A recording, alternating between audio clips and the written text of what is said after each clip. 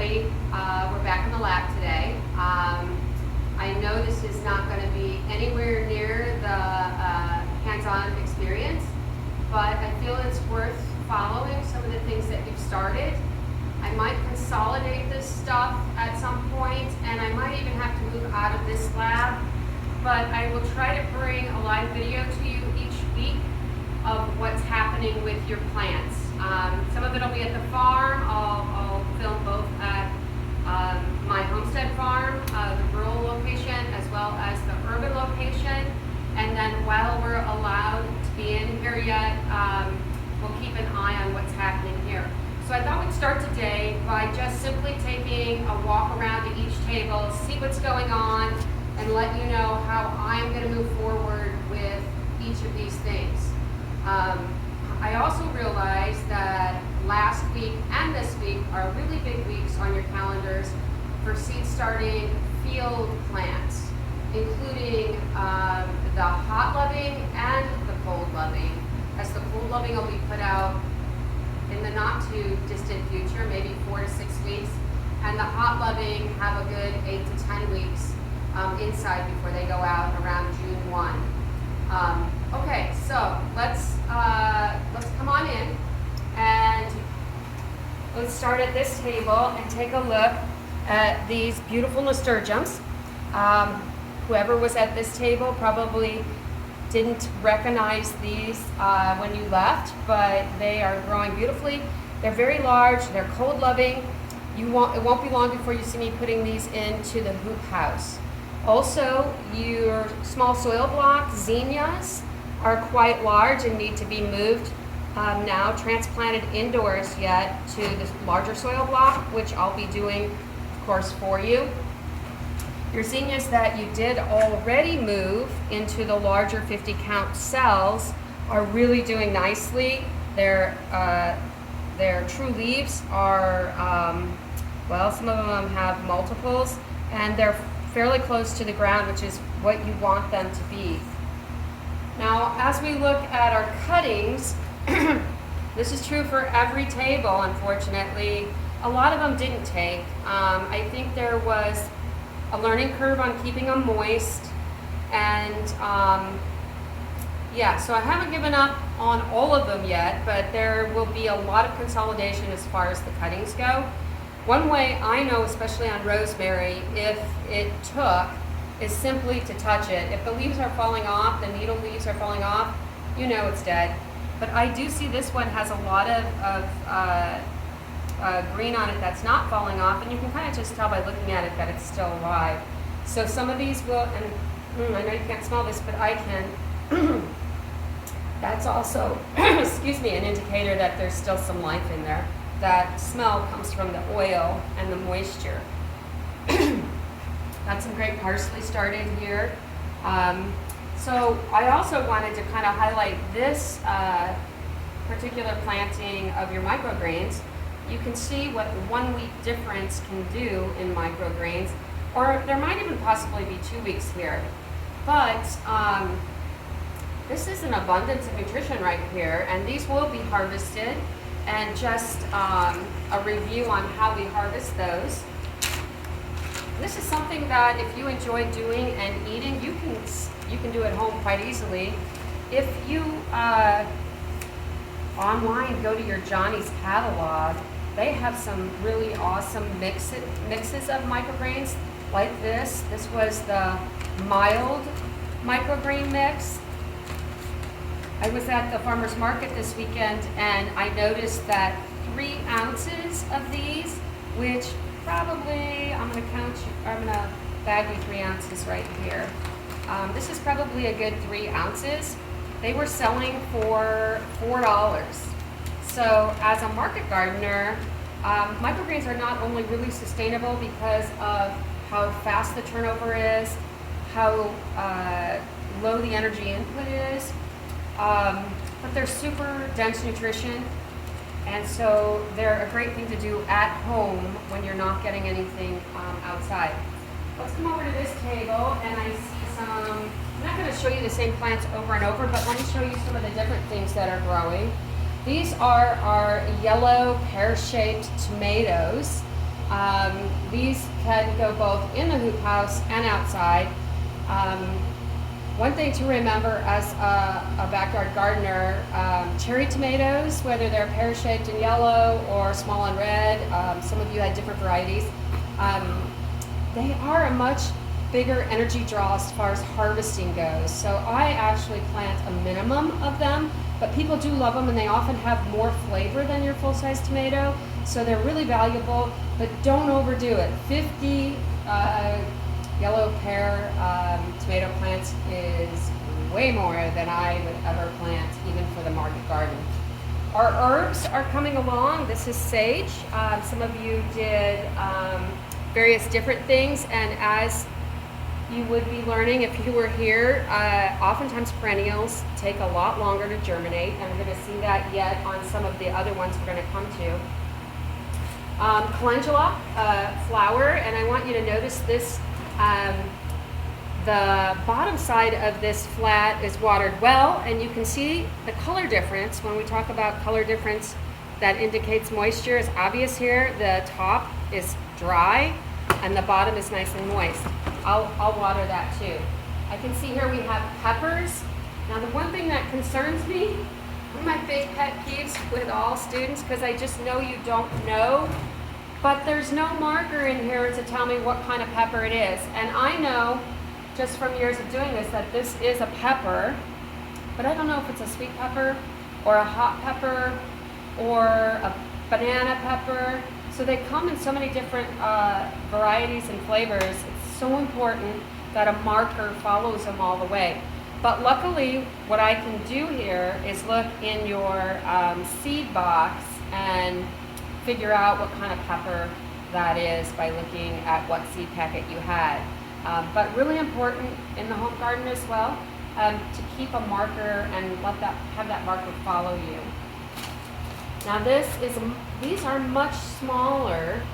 Why are they much smaller than most of the other ones? Well, I'm going to guess that the other ones actually were not harvested and replanted the week that you left, and that these were. And this might be a better indicator of the difference, the 3-week difference. The cotyledon stage, if you recall, the first leaves are called cotyledons. And then when we start getting the shape of the leaf, which indicates the variety of the plant, which this is kale, red Russian kale, the true leaves have a shape. And your onions are doing really well. Onions have a really long life when we're talking about the large bulb, Walla Walla Spanish onions. They will be ready soon to go out into the hoop house and then the field. Each of these will be then transplanted, and you'll see this in our films, a good 6 inches apart from each other and create then a large bulb onion. More tomatoes. This is a great spot to look because this is an example of the 2 different kinds of leaves that tomato plants have. Our oldest heirloom tomatoes, and if you recall, heirloom simply means that the seed has been untouched for 50 years, and it's true year to year on what it produces. The heirloom leaf has what we call a potato leaf. This is the same shape as a potato plant, and tomatoes and potatoes are in the same nightshade family, or some people call it the solanacea family. But if you look at this leaf, this is more the leaf that most people think of as a tomato, and oftentimes it's our more modern hybrid. Let's take a look at the variety here. Beefsteak. Well, beefsteak actually are or can be heirlooms. So this is a great example of what might have started as a hybrid more than 50 years ago in probably our land-grant colleges, and now is considered an heirloom because the seed has been untouched for more than 50 years. But open pollinated and heirloom forever are going to look like this. This is the original tomato leaf. More zinnias. Well, this is a good example of what takes a long time. This seed, and I only see one, but this one is just popping up, and this is oregano. I do see some of the seeds are lifting off, so that means the root is going down. But this is a good example of, 3 weeks, and we're just now seeing the germination, which, if you recall, means the seeds actually popping open. I actually see a couple of them. When you look really closely, you can see they're starting to grow. So knowing how many days till germination is super important. Again, here, peppers, I can tell right away this is the pepper family just because I've had a lot of experience with them. And when I look then at the record or the marker, it says hot pepper. Well, I'm going to suggest you could take it one step further and write what kind of hot pepper. This is a cayenne hot pepper. There are so many different kinds, and the strength of the heat is important to people. So the cayenne is a really important pepper for health as well as variety in the house. And it's a really heavily used one versus maybe a habanero that is so hot some might not actually value them at all. Okay, let's keep going. We're on table number 4 now. We have some really beautiful plants here. One thing this table is going to give me an opportunity to show you is the ability to encourage your plant to branch. This is basil, and if I don't do anything with this basil, it's going to simply grow straight up with one central leader line for a stem with leaves coming off of both sides. But it's not often that you buy a basil plant that looks like that. Usually there's multiple stemming and it's getting bushy and branchy. Well, the way that we encourage the branching is simply to top them. So if what we do is these 2 little ones on top, I remove those at the stem, and when they're this little, you can do that with your thumbnail. Otherwise, you can do it with a pair of scissors. When I take those off, each one of those nodes, and if you recall, nodes are branching, will then pop out of there. So instead of one straight, now it'll be 2. And as you can guess, when the 2 start leafing out, I'll do it again, and there'll be 4 or 6, and it'll keep branching out and become a much more sellable product. Not only will it look better and healthier, it will produce more basil, which is nutrition and flavor. Basil is probably the number 1 herb to sell at a nursery. And I know, again, you don't smell this, but I do. Does my cameraman smell it? Yes, he's nodding his head, yes. So I'll come back and finish doing that. But creating a much fuller, branchy product is done simply by snipping off at the nodes. I think I recognize this plant. It looks like eggplant to me. And again, there are now probably about 5 popular kinds of eggplant. Let's see how they were marked. Well, this one says eggplant number 1 hoop house. So again, I will go back to your seed box and find the eggplant variety that you had and add it to your marker there. Wow, now this is ready to go. And I remember on the last day of class, you planted, because there was room to put another row of kohlrabi in, you added this row. So when we're talking about cold-loving plants, they often are going to grow much faster. And you can see that here. I mean, the difference in these 2 starts might be 2 weeks at most. But these are all ready to go into the hoop house. Again, this is kohlrabi. Some people aren't familiar with that, but it is in the cabbage family. It creates, for these, it's a green ball, but there's also red ones. And they're cut up, eaten fresh, used in vegetable dips or chopped up for salads. Or some people will actually use them like potatoes in potato dishes. Maybe not replacing all the potatoes, but some of them. Higher nutrition than potatoes, and fairly invisible or not noticeable. So nice way to lower the starch of a potato dish. All right, here we have pansies. If you were here, you might be super frustrated with your pansy seed by now. Pansies are a hard seed for me to seed start. They actually are cold-loving flowers, so they need to have mild temperatures, and their germination takes 2 to 3 weeks in my experience. So these pansies are popping up, and you can see if there was 20 planted in each row, the germination rate is not that great. Pansies are hard, and I always overplant them so that I can make sure to get what I need. All right, our last table, as far as what's going on. You probably see some of the same plants. Zinnias. Again, these are looking like beautiful peppers to me, but what kind are they? Let's see. Well, they do say peppers. And I will tell you, I've already looked in the box, and they are bell peppers, so I made sure to mark that.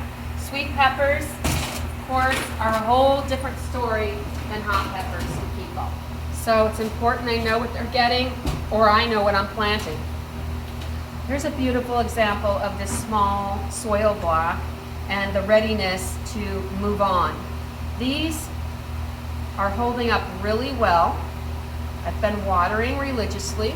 You can see the root that's coming out the bottom, which tells us this needs to be transplanted. And you can even see in this, the true leaf is already coming up. In this small of a soil block, ideally we're gonna get them transplanted before that happens, but I'll tell you, I know what this is by looking at it. It's marigolds, and marigolds are a cold-loving flower, and like the pansy, unlike the pansy, they grow very quickly. And then you'll see that we have, I can see this is in the brassicas family by the shape of the cotyledon. And then I have some true leaves. I am not certain on this one, but I'm going to guess kale. Yep, it's kale. And again, there are 3 in my garden, different kinds of kale. There's this Russian kale we looked at earlier. The most popular and loved kale is the dinosaur kale, or it's also called several other things. Lasiano, my mind's kind of blank, but it has multiple names. What else? Oh, and then I wanted to say, if you look down the middle, these were all planted on the same day, but the pansies are just starting to pop open. There's one, I see a couple more along the way. So I'm thinking this was probably planted on your last day of school, or at least your last day here. Again, if you look at our germination or our take rate on these, this is a beautiful take. They're not falling off, but most of them are. And then our I think we'll have a much higher take rate on the succulent, the Christmas cactus, or some people call it an Easter cactus. Again, your microgreens are looking beautiful, definitely ready to eat. Onions are in the middle. I probably will not keep up the consecutive succession plantings of microgreens, but I will definitely use the ones that are here. This is a lot of nutrition to waste. Let's take a look at how our salad garden has been doing without you. If you recall, on the last day of class, we harvested this middle one all the way down. And I told you, well, no, that's not true. I think it was actually the second to the last day of class. And I told you it would grow back and that we could cut it again 2 more times, 3 cuttings altogether, as long as we cut high enough that the crown, which is the middle leaf, was not being cut off. And this is just an example. I have already harvested this one again since you left. This one is repopulating. It probably will be ready in a few days. This one is ready. Look how big and beautiful that lettuce is. And if you recall, it had awesome flavor. So I'm thinking this might be the 3rd cutting of this one, so it might be time to clean it out. amend the soil if needed with a little compost or worm castings, and then planting again. Now this super dark leaf, which is no wonder it's called a superfood, spinach is one of our most densely nutritious greens that we grow. And the cool thing about spinach, it also germinates in the coldest temperature, 40 degrees, and it will germinate outside. So we have a lot of field spinach growing already, and we're still succession planting it as well. But it's kind of, the harvest is kind of on the same line. If we want to harvest it multiple times, we will simply remove the leaves from the outside, leaving the crown safe in the middle to keep producing. This can go on, depending on the variety, for quite some time. Some people like to let some of it grow much larger so that it's easier and faster to harvest. Whenever you're manually picking off leaves, it does take a little more time, but the nutrition is worth it. And if you're working with lots of kids, it's a great, busy job for them. So this is ready to harvest and mix in with our lettuce greens to create an even more nutritious dinner salad. And that I'll do before I leave today. Sorry I can't share it with you though. Okay, so I feel like we've made it all the way around. And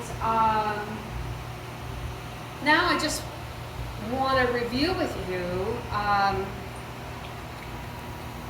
the work that'll be going on this week in your absence. And this is, like I said, a total review because I guess it's kind of awesome that you were present to see the stages. And I think everybody has done at least one transplant, so you have a real feel for the multiple stages in the greenhouse. But I will be working pretty darn hard this week getting all those seeds planted that you're not here to do. In fact, if you look at the seed packet array over here, this could be your first review. Remember, the different families of plants include cold-loving and hot-loving. And then to get it even more precise, we have squash. Summer would be your soft, and winter would be your hard. Remember, winter doesn't go in until the fear of frost is over, and it is typically planted once or maybe twice with a 2-week June 1. By the middle of June, you have to have it in because it has a long season, oftentimes over 100 days. And look at, we have in our classroom, we have 4 varieties of squash. There are far more. Butternut squash, spaghetti squash, butternut, and pumpkins. They're all part of the winter squash family. Then there's the soft summer squash, which also includes melons and cucumbers. So these are patty pans. They have a soft skin. They've become really popular at the market. Then there's zucchinis, and of course we have a few variety of those. And then our hoop house plantings, well, they're probably past due for planting. In fact, at this stage, I probably could direct seed these in the hoop house. We'll be visiting the hoop house together, possibly as soon as next week. Also, same thing is true for carrots and beets. They really are more of a direct seeded plant, but we can seed start them. It's just that we have to be available to transplant them into the field very quickly. And being that you won't be here to help with that, I might simply direct seed this planting into the ground. Now, one of my favorite vegetables, we are still eating last year's Brussels sprouts. They have a really long season. They're part of the cabbage family, or the brassicas family, or the crucifix family is, I guess, the bigger family name. These have a long to harvest life cycle. In fact, I think it's like 195 to 100. Do you see what that says? I don't have my glasses on. 100 and whatever days.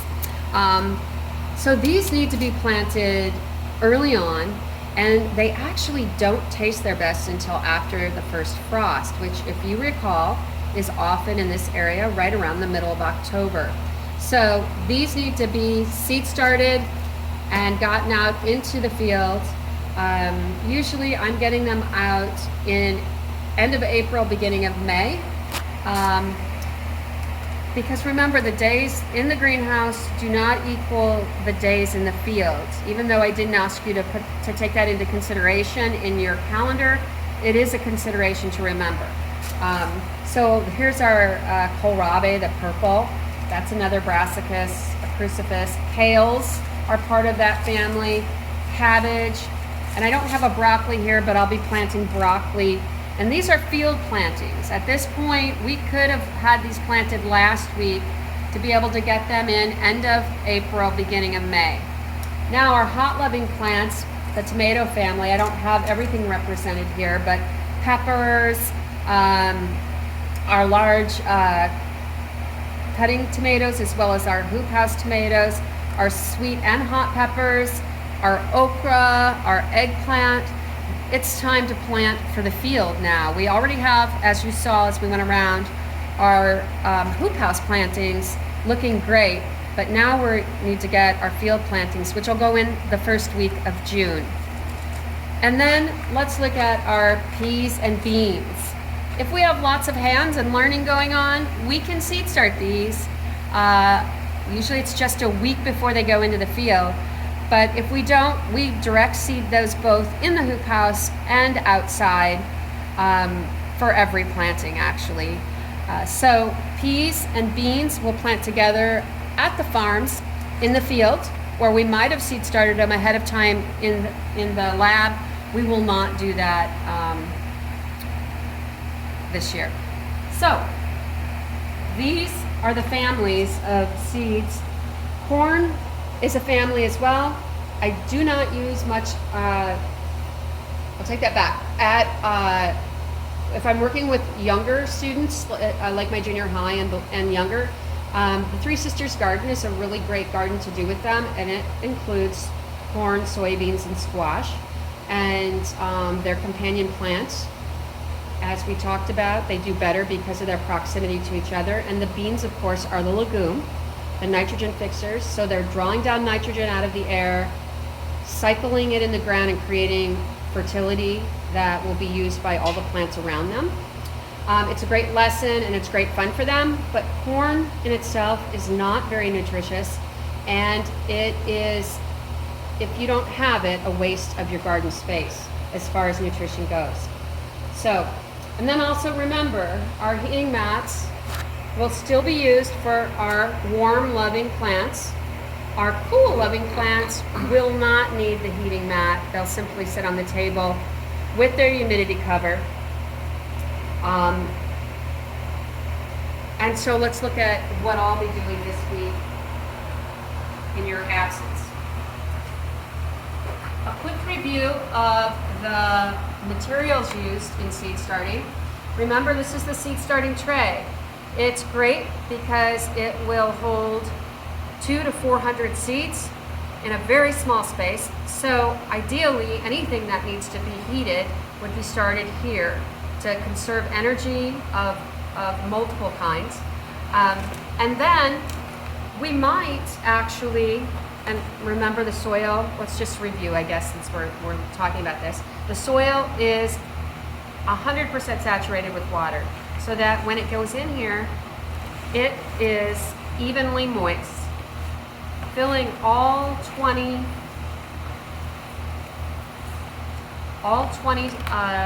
rows. And when that's done, and then I'm placing a seed a finger width apart to give them kind of that soil block size. Why did I choose to use this instead of the small soil blocks? Well, I think it's actually faster for me, and being that I am doing the work of 16 students, I think that this is going to work better for me. I'm not going out to buy them. I already had them, so there is some petroleum use here. Ideally, I will move to this for everything, but for the sake of time, I will probably be using quite a few of these. Now, on the other hand, my cold loving crops, which we looked at those seed packets, I will be going directly to the soil block with the dibble inside. That is the spot where the seed will sit. Remember, this is also 100% moist when I'm using the soil block. Eliminates the use of a tray, which I like that idea. And because these grow, the cold weather things, so quickly comparatively to the warm weather stuff, I'm just going to put them right into the container that they're going to go into the field in. Remember, if you're applying enough pressure, getting it in there well, you should be able to hold the block. And if they need some movement, and I want to point out something here. These zinnias were soil blocked, and from watering, you can see that some of what looks like the airspace between them has been filled in. Well, interesting, it might look that way, but when I go to transplant these, let me just see if I can show you, they are going to still pull apart as if you could see and these are already, the roots are already starting to come out of the block, which means it's time for them to go into their next place, which could be a larger container. This isn't much larger, but it's a little larger. Or it could simply be, at this point, into the hoop house, which is more likely where these will go. So let me just put that guy back. But even though you don't see it, they're still holding together. And remember, you can't let these ones dry out. It's very hard to get even moisture again after they dry out, and that's why we start with such wet soil. That, and also the fact that germination requires two main ingredients. Warmth, which for our cold-loving plants would be 65 degrees, which our room is all the time, 65 or more. And for the hot-loving, they'll get the extra 20 degrees on the heating mat that they need for their ideal 80, 85 degree germination temperature. And then the other thing, of course, is moisture. And how are we going to hold that moisture in? You probably remember, we're going to use a humidity tray. We can use the clear top, or we can use a piece of plastic or a low tray that doesn't have slots in it. Anything that will actually hold that humidity in until we see the germination. Again, super important to check them every day, because as soon as they pop open, you want to remove the humidity cover, allow the temperature to decrease so that they will grow slow and strong. Otherwise, like we've seen from our practices, they will shoot up because the heat will encourage them to shoot up, and their